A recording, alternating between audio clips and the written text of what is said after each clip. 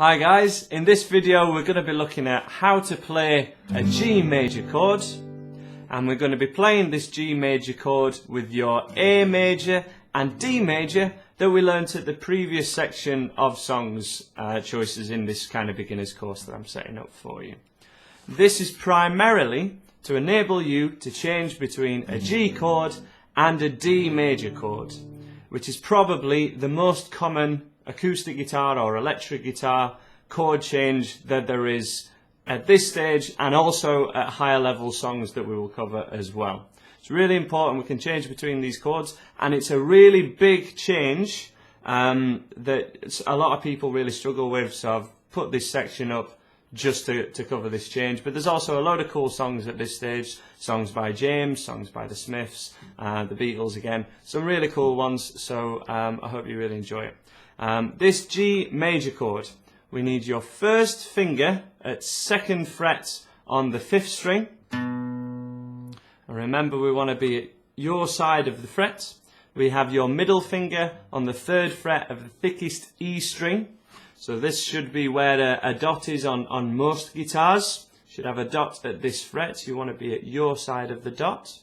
So finger 1, finger 2, and then finally your 3rd finger on the thinnest E string, again at 3rd fret. So that's all the way down here, and that's why this is a much wider shape that your hand needs to make to be able to play this chord. And if your guitar's in tune, this is what it should sound like. Those finger places again. 1, 2, and 3. We want to try and make sure that all 6 strings ring out on this chord. So from the thickest string,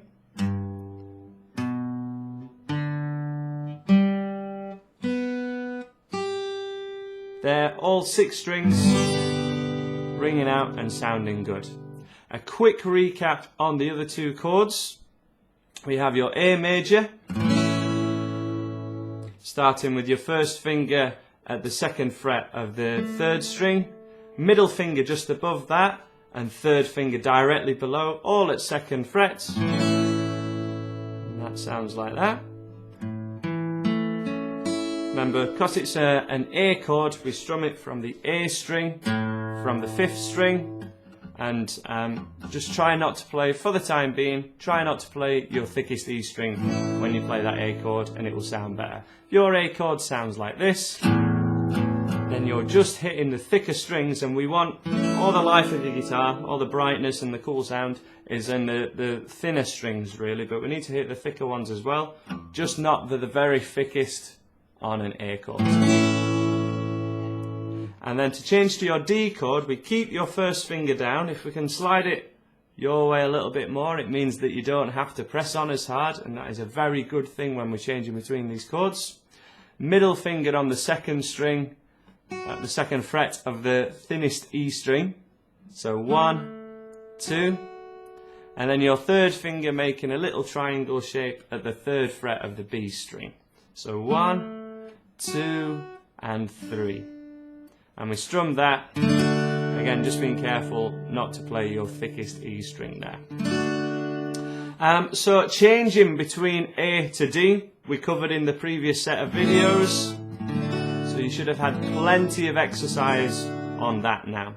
We're going to really be covering how to change from D to G, because that's a very common change. And I'm afraid from the G chord to the A chord, there's no real tips and tricks I can offer for you. It is simply just repetition, which is why you've now got 10 songs to choose from.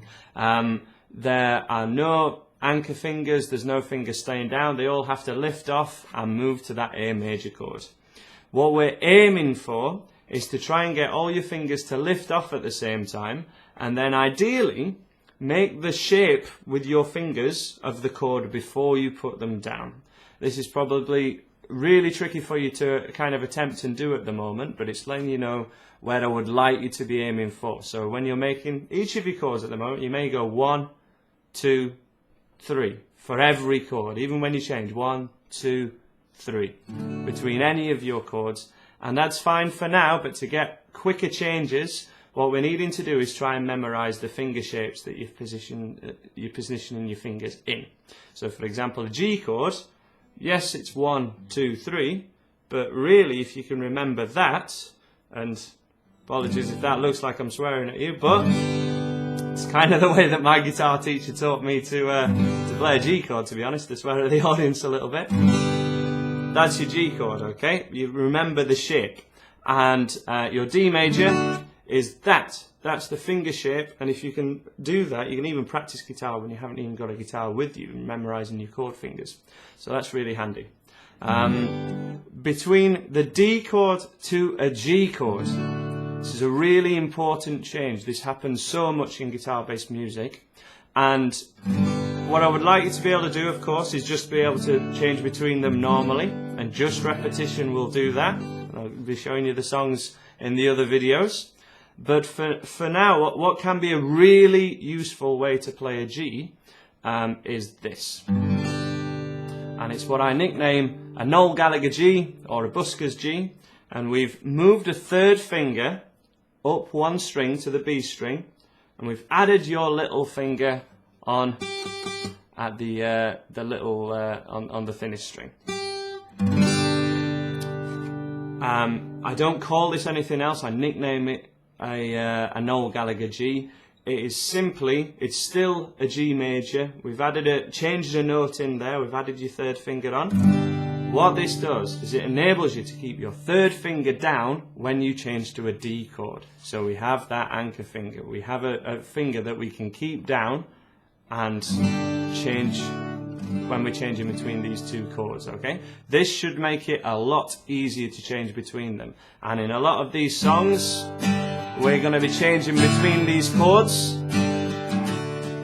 And this covers all styles of music as well. We've got a couple of classic rock riffs in here as well.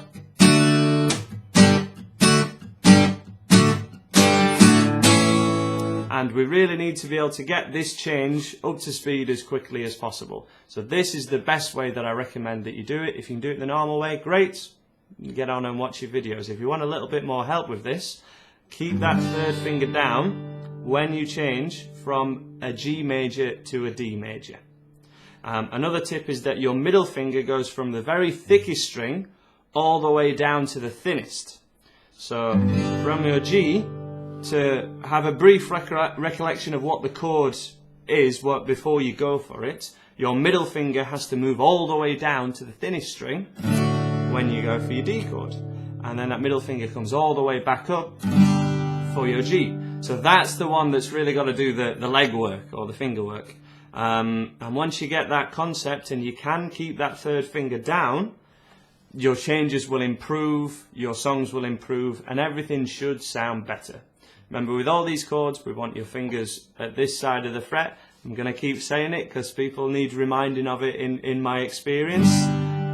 That's how you get these chords to sound really great and lush. Dragging your pick down every string, just to double check. And then, of course, as I say, D to A, we've covered in the previous stage. No real advantage doing either of these G's, your Noel Gallagher G or a busker's G or a standard G, when you go into the A chord. It doesn't really matter, but whenever these songs and all this section of songs will use this change, go from G to a D, really recommend we do this Noel Gallagher G with your little finger on and your third finger on to help with that change. It may lead you to get far bigger lines on your fingers, especially that little finger which hasn't been used yet at all. But this can be really, really handy. And I hope you enjoy this whole section of songs. It prepares you for the next section, which has G, D and C chord. But you've got 10 songs at each stage to choose from. You don't have to do all the songs, just pick kind of 3 or 4 of your favourites and try and make them as varied as possible, so that you're getting as much benefit of learning them as possible. But yeah, check out the other videos. Please subscribe if you dig what I do, and I'm sure I'll see you again.